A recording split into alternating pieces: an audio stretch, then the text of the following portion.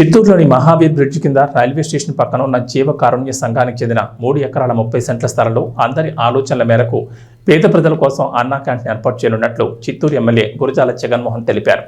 మంగళవారం ఆ స్థలాన్ని ఆయన పరిశీలించారు. మీడియాతో మాట్లాడుతూ ఎండోమెంట్కి చెందిన ఈ స్థలాన్ని కొందరు ఆక్రమించుకున్నారని, సమస్యలున్నాయని స్థానికులు తన దృష్టికి తీసుకురాగా వెంటనే స్పందించి తన సొంత నిధులతో ఆ స్థలంలో ఉన్న ముళ్ల కంపను శుద్ధి చేయడం జరిగిందన్నారు. ప్రస్తుతం అధికారులతో సంప్రదించి త్వరలోనే పెద్ద ఎత్తున అన్నా క్యాంటీన్ ఏర్పాటు చేసి పేద ప్రజలకు అన్నదాన కార్యక్రమం చేపడతామన్నారు. ఈ స్థలం ద్వారా వచ్చిన ఆదాయాన్ని సేవా కార్యక్రమాలకు వినియోగిస్తామని స్పష్టం చేశారు.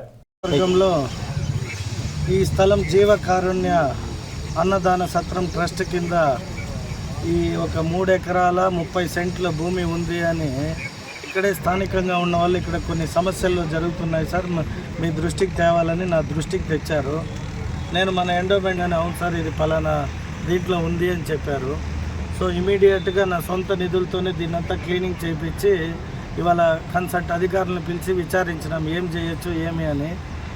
నేను దేవాలయం ఉంది కాబట్టి దేవస్థానం కడదామని నా ఆలోచన ఉండింది. కాకపోతే దీంట్లో కొన్ని నామ్స్ ఏమున్నాయంటే కాబట్టి నేను కూడా ఎమ్మెల్యేగా ఒక మంచి పని చేయడానికి అవకాశం కలిగింది. కాబట్టి దీన్ని చిత్తూరు ప్రజలకి రెవెన్యూ ఇన్కమ్ని ఒక అన్నా క్యాంటీన్ మాదిరి జీవకారుణ్య ట్రస్ట్ కింద ఒక క్యాంటీన్ని చిత్తూరు ప్రజలకి మధ్యాహ్నము పొద్దున వీలైతే రాత్రి కూడా 3 పూట్ల అనుకూలంగా భోజనం పెట్టే వ్యవస్థని ఒక ట్రస్ట్ ద్వారా, అంటే ఇది లైఫ్ లైన్ ట్రస్ట్ అని ఒకటి ఉంది, మళ్ళీ డెవలప్మెంట్ ట్రస్ట్ కింద ఒక కొత్తది ఫామ్ చేసి దీని బాధ్యతలు అప్పచెప్దాం. ఇంకా అధికారుల దగ్గర నుండి కొన్ని సమాచారాలు అడుగున్నాను. అవన్నీ వచ్చిన తర్వాత ఒక పబ్లిక్ కమిటీ మాదిరి పబ్లిక్ని తీసుకొని ప్రజలకు ఉపయోగపడే పని ఏది చేస్తే బెటర్గా ఉంటుందో ఆలోచనని వృద్ధులకి అంటే ఓల్డ్ ఏజ్ హోమ్కి డబ్బులు ఇవ్వడం కానీ లేదా అన్నదానం చేయడం కానీ ఎవరు ఏది మెజారిటీ ఓటింగ్ ఉంటుందో దానికి దీని ద్వారా వచ్చే డబ్బుల్ని ఇచ్చి